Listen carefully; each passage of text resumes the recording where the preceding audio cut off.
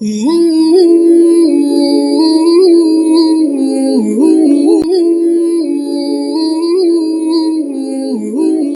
Friends, welcome to ally science. हम NCERT books 11th class की study कर रहे हैं, जिसमें हम फर्स्ट चैप्टर स्टडी करेंगे जीव जगत।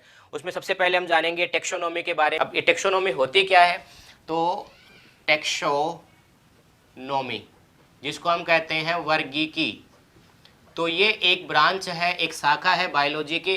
ठीक है, इसमें हम क्या करते हैं, जो क्लासिफिकेशन होता है यानी जो वर्गीकरण होता है, जितने भी अर्थ पे जितने भी सजीव है, ठीक है, जितने भी लिविंग थिंग्स हैं उनको अलग अलग ग्रुप में डिवाइड करना, ये हो गया क्लासिफिकेशन। उन सभी की स्टडी की जाती है, उसको हम क्या कहेंगे, टेक्सोनोमी कहेंगे। तो देखिए टेक्सोनोमी में क्या क्या कार्य किया जाता है। तो इसमें सबसे पहले जो कार्य होता है उसको कहेंगे हम पहचान, आइडेंटिफिकेशन होता है। कोई भी लिविंग थिंग्स है उसकी आइडेंटिफिकेशन की जाती है। ठीक है, आइडेंटिफिकेशन के बाद में उसको एक नाम दे दिया जाएगा, जिसको हम कहेंगे नामकरण, नोमेनक्लेचर।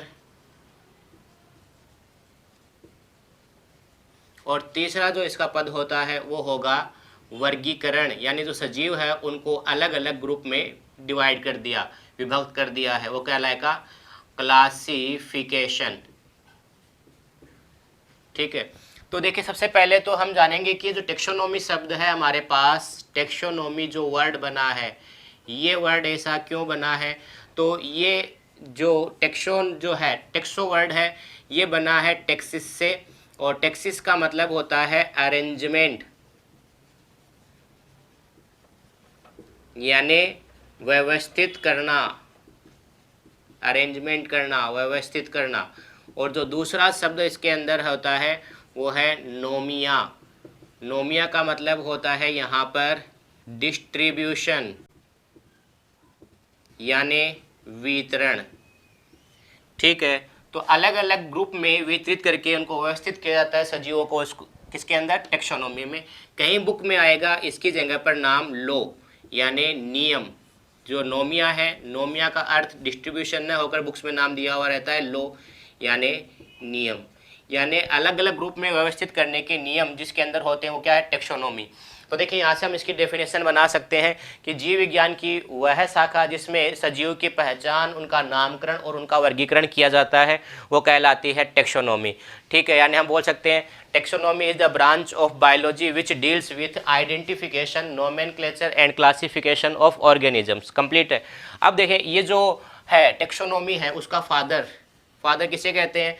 आपने नाम सुना होगा कार्ल लिनियस, साइंटिस्ट जो है उनको इनका फादर कहते हैं, कार्ल लिनियस। ठीक है, इनके अलावा कार्ल लिनियस का एक नाम और आपको पता होगा, कोरोलस लिनियस होता है, और कार्ल वॉन लिने, ये तीनों नाम इसी के ही है। एक तो हो गया कार्ल लिनियस, दूसरा हो गया कोरोलस लिनियस, और कार्ल वॉन लिने। ठीक है, इनके बारे में हम एक डिटेल से अलग से स्टडी करेंगे, कार्ल लिनियस के जो कार्य किए थे उनके। ठीक है, बुक्स के बारे में भी। जो टेक्सोनोमी शब्द है, ये एक साइंटिस्ट है जिनका नाम है एपी केंडले। ठीक है, उनके द्वारा दिया गया था, एपी केंडले के द्वारा। तो ये हो गया हमारे पास कि इसका नाम है, ऐसा क्यों हुआ, इसकी डेफिनेशन क्या है, इसके पद क्या है, इसका फादर कौन है। अब हम जानते हैं कि जो टेक्सोनोमी है उसके टाइप्स के बारे में,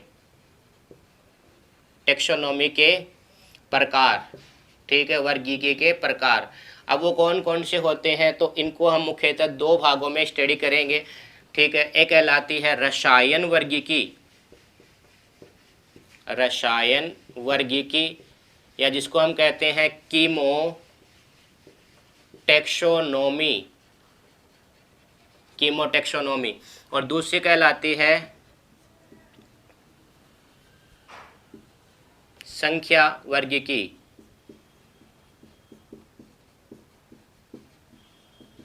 ठीक है, न्यूमेरिकल टेक्सोनोमी। अब देखिए दोनों में डिफरेंस क्या है। हमने क्या कहा टेक्सोनोमी में, जैसे फॉर एग्जांपल आप कहीं पर स्कूल के अंदर हो, स्कूल के अंदर जो असेंबली है, प्रार्थना का स्थान है, वहाँ पर क्या 500 बच्चे हैं, फिर जैसे कहा कि अपनी अपनी क्लास में जाके बैठ जाओ, तो कोई बच्चे 10th में चले गए, कोई 11th बायो में आ गए, कोई 11th मैथ्स में आ गए, कोई 12th बायो में आ गए, कोई 12th मैथ्स में आ गए।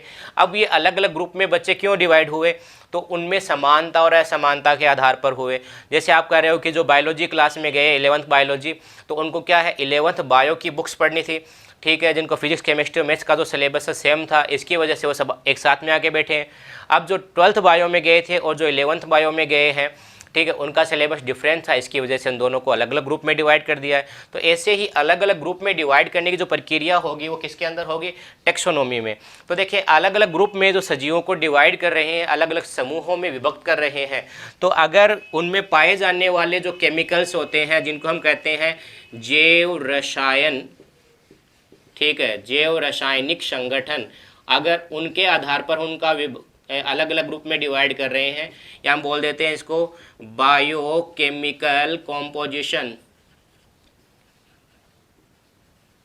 अगर उसके अकॉर्डिंग उसको अलग अलग ग्रुप में डिवाइड कर रहे हैं तो वो कहलाएगा रसायन वर्गीकी। ठीक है, फॉर एग्जांपल कि जैसे हम कह देते हैं कि काइटिन की बनी हुई सेल वॉल कोशिका झिल्ली है, ये कवकों में पाई जाती है, तो उनका ग्रुप हमने कवक बना दिया अलग से।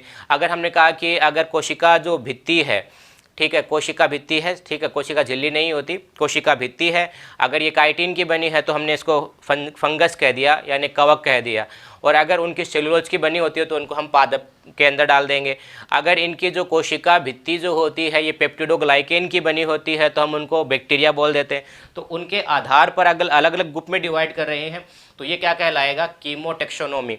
और दूसरा है हमारे पास सांख्यिकी, संख्या वर्गीकी, जिसको हम कहते हैं न्यूमेरिक टेक्सोनोमी। तो इसमें देखिए क्या किया जाता है, इसमें कोई भी लक्षण होते हैं, कैरेक्टर्स होते हैं, उन लक्षणों के आधार पर उनको एक नंबर दे दिया जाता है। ठीक है, जैसे फॉर एग्जांपल हम कह देते हैं कि कोशिका भित्ति पाई जा रही है या नहीं वह पाई जा रही, सेल वॉल प्रेजेंट है या अब्सेंट है, उसको एक हम नंबर हमने दे दिया है। अब सेल वॉल अगर प्रेजेंट है तो सेल वॉल किसकी बनी है, उसको 2 नंबर दे दिया। इस तरह अलग अलग नंबर हम डिफाइन करके अगर किसी का क्लासिफिकेशन कर रहे हैं तो वो किस में हो जाएगा, वो कहलाएगा न्यूमेरिकल टेक्सोनोमी के अंदर। ठीक है, तो इस वीडियो में हम इतना ही स्टडी करेंगे। आशा करते हैं कि वीडियो आपको अच्छा लगा है। नेक्स्ट वीडियो में हम जानेंगे कि जो नोमेनक्लेचर होता है, नामकरण होता है, ये कैसे किया जाता है।